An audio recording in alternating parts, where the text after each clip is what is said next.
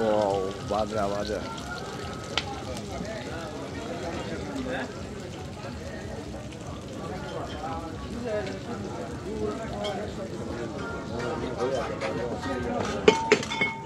লেজ ভর্তা না?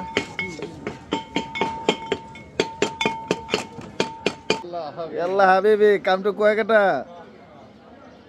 দেশীয় স্বাদের সবজি দিয়ে পরোটা। পাখির চোখে সাগরকন্যা কুয়াকাটা দেখতে কতটা সুন্দর সেটা আপনারা একটু দেখে নিন, দেখলে ভালো লাগবে। আই থিঙ্ক আমার কাছে ভালো লাগছে। এত বড় ঝিনুক আমি কখনো দেখি নাই। সাগরকন্যা কুয়াকাটায় পাখির চোখে নিজেদেরকে খুঁজে পাওয়ার একটু প্রয়াস দেখলাম আর কি, আমাদেরকে কতটুকু দূর থেকে দেখা যায়। আসছি কুয়াকাটা আর দুপুরের লাঞ্চ করব। আর লাঞ্চ করতে এসে দেখি যে এত বাহারি রকমের মাছ আছে এখানে। আসছি খাইতে খিচুড়ি। কোথায়? খাবার বাড়ির রেস্তোরাঁয়। আমার বাড়ি লোকেশন কোথায়? বরিশাল। আসসালামু আলাইকুম, আবার চলে আসলাম অন্য একটা ব্লগ নিয়ে। অনেকদিন ট্রাভেল ব্লগ করা হয় না, তো গত বৃহস্পতিবার আমি গিয়েছিলাম হচ্ছে অফিস ট্যুরে কুয়াকাটায়। আর আমাদের কুয়াকাটার উদ্দেশ্যে রওনা দেওয়ার পরে আমরা প্ল্যান করলাম আমরা মাওয়া ঘাটে গিয়ে আগে ইলিশ ভাজা খাবো, দেন হচ্ছে আমরা কুয়াকাটার বিভিন্ন স্পটে গিয়ে ঘুরবো। তাই সেই মোতাবেক আমরা চলে যাচ্ছিলাম মাওয়া ঘাটে ইলিশ ভাজা খাইতে। আর ইলিশ ভাজা খাওয়া শেষ করে আমরা কুয়াকাটার বিভিন্ন স্পটে ঘুরবো। আর সেই বিভিন্ন স্পটে ঘোরার সম্পূর্ণ ভিডিওটাই আজকের মধ্যে থাকতেছে। কত কাঁকড়া, কত কিছু, দেশি পাঙ্গাস, চিংড়ি, রূপচান্দা। আর এই ঘন কুয়াশার মধ্যে মানুষ আসছে ইলিশ খেতে মাওয়া ঘাটে। আর ঈশ্বর বোনা এখানে হচ্ছে ডাকাডাকির ইয়াটাই সবচেয়ে বেশি। কোনো প্যাসেঞ্জার আসার সাথে সাথে ডাকাডাকি শুরু হয়ে যায়, যাত্রী নামার সাথে সাথে এখানে হাক ডাক শুরু হয়ে যায়, কে কার থেকে বেশি ডাইকা নিয়ে খাওয়াইতে পারবে। ও বাজা বাজা।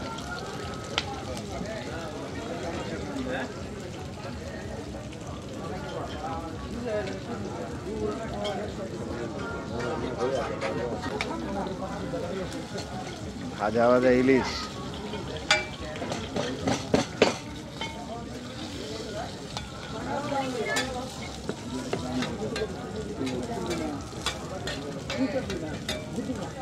এই যে এক এক করে আমার দাদুরে বের হচ্ছে, চলে আসছে সাগরকন্যা কুয়াকাটায়। দেখুন দেখুন গাইস, আল্লাহ হাবিবি কাম টু কুয়াকাটা। যাক আমরা তাহলে অবশেষে চলে আসলাম না কুয়াকাটায়। হ্যাঁ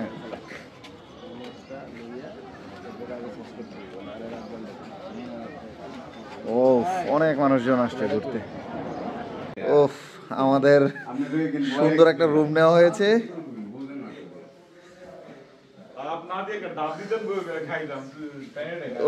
একটা ল্যাম্প পোস্ট দিছে, সেই লেভেলের একটা ল্যাম্প পোস্ট দিছে।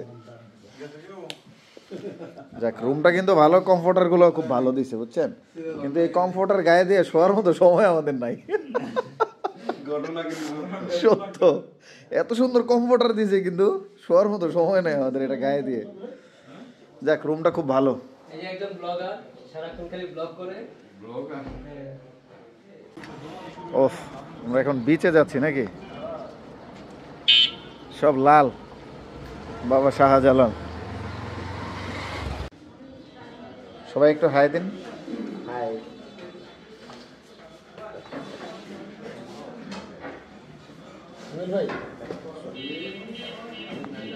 দেশীয় স্বাদের সবজি দিয়ে পরোটা। নাজির ভাই অসহায়ের মতো বসে আছে। নাজির ভাই মনে কোনো কষ্ট আছে? মনে কোনো কষ্ট আছে? এমন অসহায়ত্ব কেন?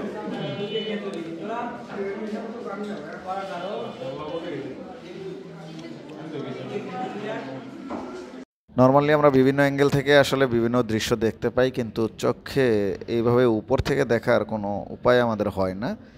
তাই আমরা আজকে প্ল্যান করছি একটু ড্রোন উড়াবো। আর সেই মোতাবেক একটু ড্রোন উড়িয়ে আমরা দেখলাম উপর থেকে আসলে দৃশ্যটা কেমন লাগে। এই যে ঢেউ খেলতেছে, এটা কিন্তু আমার কাছে দারুণ লাগছে উপর থেকে দেখে। তাই তোমাদেরকেও দেখানোর জন্য একটু শ্যুট করে নিছি আমার সেই ছোটোখাটো একটা ড্রোন দিয়ে। আর আমার কাছে কিন্তু বেশ ভালো লাগছে যে উপর থেকে আসলে দৃশ্যটা দেখতে কেমন লাগে। এখন আমাদের উদ্দেশ্যটা হচ্ছে আমরা কুয়াকাটার বিভিন্ন স্পটগুলো ঘুরবো। আর প্ল্যান করতেছিলাম আসলে আমরা কীভাবে গেলে ভালো হয়। তো আমাদের সবারই উদ্দেশ্য ছিল যে মোটরসাইকেল নিয়ে আমরা গেলে হয়তো একটু দ্রুত এবং কম সময়ের মধ্যে অনেকগুলো স্পট ঘুরতে পারবো, তাই এই যে বাইকগুলোকে ডাকা হয়েছে তাদের সাথে কথা বলার জন্য। কিন্তু তারা এত পরিমাণ ভাড়া চায় যে এটা আসলে খুবই হিউজ হয়ে গেছিলো আমাদের জন্য। তারপরেও আমরা তাদের সাথে নেগোসিয়েশন করে যখন পারতেছিলাম না, আমরা উপরে চলে যাই। আর উপরে গিয়ে আমরা জনপ্রতি 250 টাকা করে বাইক ভাড়া করি। মোট 4টা বাইক আমরা ভাড়া করে ফেলি এবং ভাড়া করে আমরা ঠিক সমুদ্রের গা ঘেঁষে এর তীরবর্তী অঞ্চল দিয়ে আমরা আসলে বাইকটা নিয়ে চলে যাচ্ছিলাম। আর বাইকগুলো এত দ্রুত চালাচ্ছিল ওরা যে আমরা খুব ভয় পাইতেছিলাম যে না জানি আমরা পড়েই যাই। কিন্তু ওরা এতটাই দক্ষ যে এখানে প্রায় 70-80-তে স্পিডে ওরা চালায়, কারণ ওদের কাছে এটা আসলে সাধারণ বিষয়। কিন্তু নর্মালি আমরা যারা এইসব অঞ্চলে থাকি না তাদের কিন্তু আসলে এটা খুব ভয়ের বিষয়। আমি নিজে কয়েকবার ভয় পাইছি যে মনে হচ্ছিল আমরা স্লিপ কেটে পড়ে যাব। তবে যারা আসলে মনে করে যে ঝুঁকিপূর্ণ তারা কিন্তু কেউ এই বাইকে উঠো না। কুয়াকাটায় গিয়ে যারা ভয় পায় বিশেষ করে তারা উঠো না। তবে আমরা খুব এনজয় করতেছিলাম।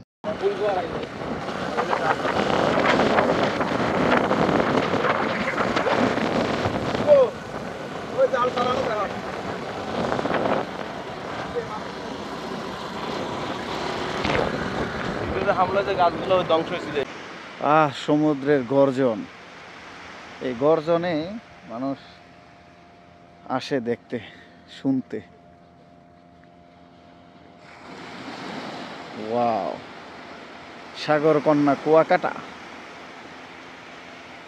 পানি চলে আসবে, পানি চলে আসবে। এই সমুদ্রের গর্জন শোনার জন্যই আমাদের আজকের আগমন। কি ঠান্ডা পানি আর সমুদ্রের গর্জন। যদিও কক্সবাজারের মতো এত বেশি গর্জন নাই এখানে। কক্সবাজারে যে পরিমাণ গর্জন থাকে সে পরিমাণ গর্জন এখানে নাই, কারণ সে পরিমাণ ঢেউটা এখানে নাই। অত বড় বড় ঢেউ এখানে নাই। যেহেতু সাগর কন্যা, আর কন্যা মানে নারী, নারী মানে মা, মা মানে তার একটু মমতা থাকে, তাই অত বেশি উত্তেজিত না সে, যার জন্য তার ঢেউ কম, তাই গর্জনও কম।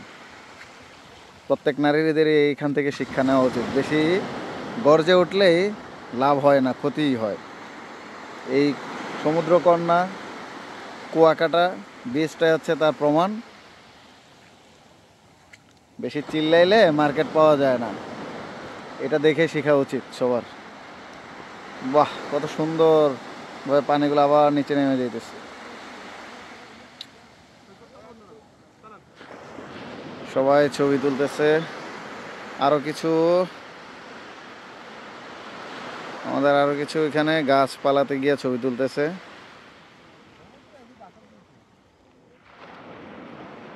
ফটো সেশনে খুবই ব্যস্ত বিখ্যাত ক্যামেরাম্যান। 12টার আগে মনে হয় ছেড়ে দিবে। 12টার আগে ছাড়তে পারবে না, মিনিমাম 12টা।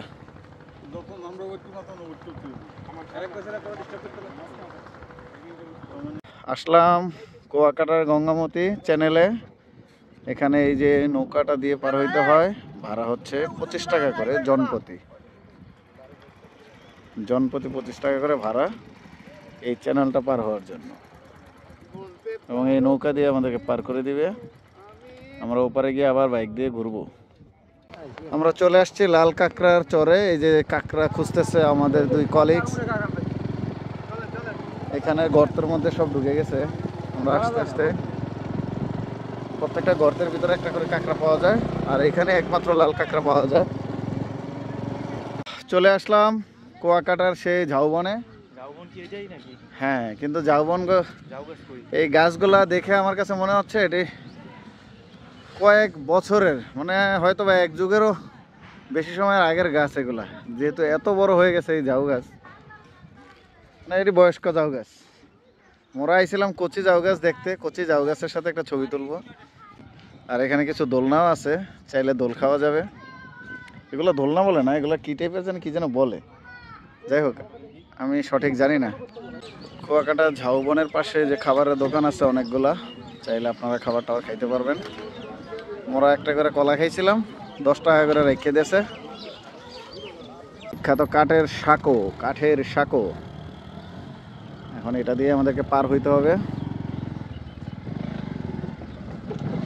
স্পেশাল একটা কাঠের সাঁকো, খুবই রিস্ক।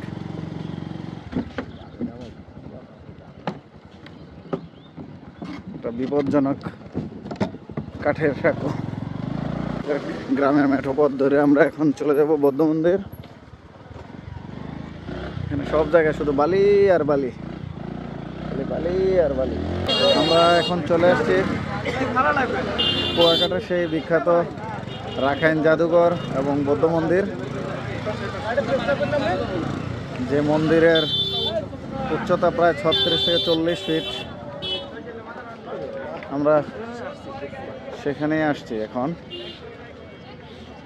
আর এখানে টিকিট মূল্য দিয়ে প্রবেশ করতে হয়। যদিও এর আগে আমি একবার আসছিলাম আমার বন্ধুদের সাথে বাইক নিয়ে। এখানে প্রবেশ করতে হলে অবশ্যই তোমাকে টিকিট সংগ্রহ করে যেতে হবে। অনেক লোক আসছে দেখার জন্য।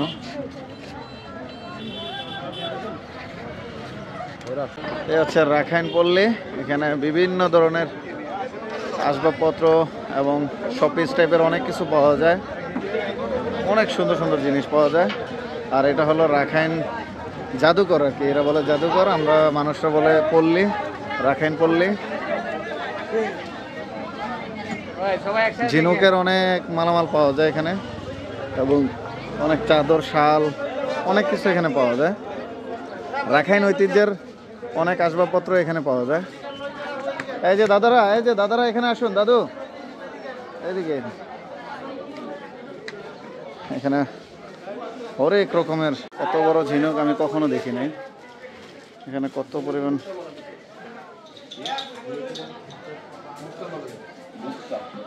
জায়গায় ঘোরাঘুরির পরে আমরা চলে আসছি সমুদ্রে গোসল করতে। আর গোসল করতে এসে আমরা চিন্তা করলাম একটু আমাদেরকেও পাখির চোখে কেমন দেখা যায়, কতটুকু ছোট দেখা যায় সেটা একটু আমরা চেক করে দেখি। তো সেজন্য একটু ড্রোনটা উড়ে আবার দেখলাম যে আমাদেরকে আসলে ড্রোনের শেষ মাথা থেকে বোঝা যায় কিনা। কিন্তু আমাদেরকে আসলে ওইভাবে বোঝা যায় না, কিন্তু আমাদের গেঞ্জির কালারগুলো একটু লাল, তো তাই আমাদেরকে একটু স্পষ্ট বোঝা যাচ্ছিল যে লাল কালার কিছু একটা এখানে আছে। তবে আমরা কিন্তু খুব ভালো এনজয় করছি। আমার কাছে খুবই ভালো লাগছে ডে লং ট্যুরটা। এবং শর্ট টার্মে আমরা এত জায়গায় ঘুরছি যে বলার বাহিরে। আমরা মোটামুটি প্রায় 8 থেকে 10টা স্পট একই দিনে ঘুরছি, যেটা কিন্তু বিরল। আসলে এতটা জার্নি করে গিয়ে এত সব কিছু দেখা এতটা সহজ না। তারপরে কিন্তু আমরা সম্পূর্ণ জায়গাগুলো ঘোরার চেষ্টা করছি। যদিও হয়তো আমরা অনেক কয়েকটা স্পট আমরা যেতে পারি না, যেগুলো আসলে সম্ভব না। যেমন সূর্যোদয় দেখা কখনোই সম্ভব না সেখানে এখন, কারণ যেহেতু সূর্যোদয়টা হয়ে গেছে। আর কারণ প্রচুর লোক আসছে এখানে। আর মোটামুটি ওয়েদারটা আমাদের একদম ফেভার করছে। কোনো বেশি শীত ছিল না এবং রৌদ্র খুব বেশি ছিল না। পুরো ওয়েদারটাই আমাদের ফেভার করছে। পাখির চোখে সমুদ্র দেখে আমরা চলে যাচ্ছিলাম খেতে। আসছি কুয়াকাটা, আর দুপুরে লাঞ্চ করব। আর লাঞ্চ করতে এসে দেখি যে এত বাহারি রকমের মাছ আছে এখানে। তো আমরা কোরাল মাছ নিব, রূপচাঁদা মাছ নিব, আর কিছু ভর্তা টর্তা খাবো, এবং একদম লাইভ ফ্রাই করে তারা আমাদেরকে দিবে এবং আমরা সেটা খাবো। আর অনেক আশা করে আমরা দুপুরের খাবারটা খেতে বসছিলাম, কিন্তু আমরা আশাহত হয়েছি তাদের খাবারের মান দেখে। এত বাজে মানের খাবার। চলে আসলাম কুয়াকাটার অন্য আর একটা প্রান্তে, যেখানে কিনা সূর্যাস্ত দেখা যায়। যেখানে সূর্যাস্ত দেখা যায় আমরা সেই প্রান্তে চলে আসলাম কুয়াকাটার। এখানে কিন্তু প্রচুর পর্যটক। আর ওই যে ওপারে যেটা দেখা যায় সেটা হচ্ছে সুন্দরবনের একটা অংশ, যেটা কিনা আমরা অনেক শুনছি, আমাদের ম্যানগ্রোভ ফরেস্ট।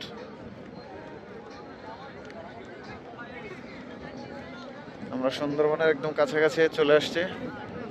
এই সুন্দরবন যদি যেতে চাই তাহলে আমাদেরকে স্পিড বোট অথবা ট্রলার করে যেতে হয়, কিন্তু আমরা ওই পারে যাব না। আমরা যাব সেই ঝাউবনে। এই ঝাউবন দেখতে যাব আমরা। চলে আসলাম কুয়াকাটার শুটকি মার্কেটে। দেখা যাক এখন কি কি শুটকি নেওয়া যায়। যদিও আমি কিনবো না কোনো শুটকি, কারণ আমার পকেটে পয়সা নেই আপাতত। তাই একটু ঘুরে ঘুরে তোমাদেরকে দেখায়। এখানে হরেক রকমের শুটকি পাওয়া যায়। যারা কুয়াকাটা আসবা তারা এখান থেকে শুটকি নিতে পারো। হরেক রকমের শুটকি আছে এখানে। এই বড় বড় ছুরির শুটকি। কি শুটকি এটা? ইয়া বিশাল। টোনা ফিশের। হ্যাঁ, ওরে বাবা, বাইন। হ্যাঁ, সুন্দর। অনেক রকমের শুটকি আছে। আসছি খাইতে খিচুড়ি। কোথায়? খাবার বাড়ির রেস্তোরাঁয়। আমার বাড়ি লোকেশন কোথায়? বরিশাল, যেটা কিনা আইতে সাল যাইতে সাল। বরিশাল। দারুণ হয়েছে স্যার, রিয়েলি টেস্টি, খুব টেস্টি। খুবই রিয়েলি। না, আমিও ঢুকে দেখেছি সবাই খিচুড়ি খায়, তাই চিন্তা করলাম খিচুড়িটা বেস্ট হইব।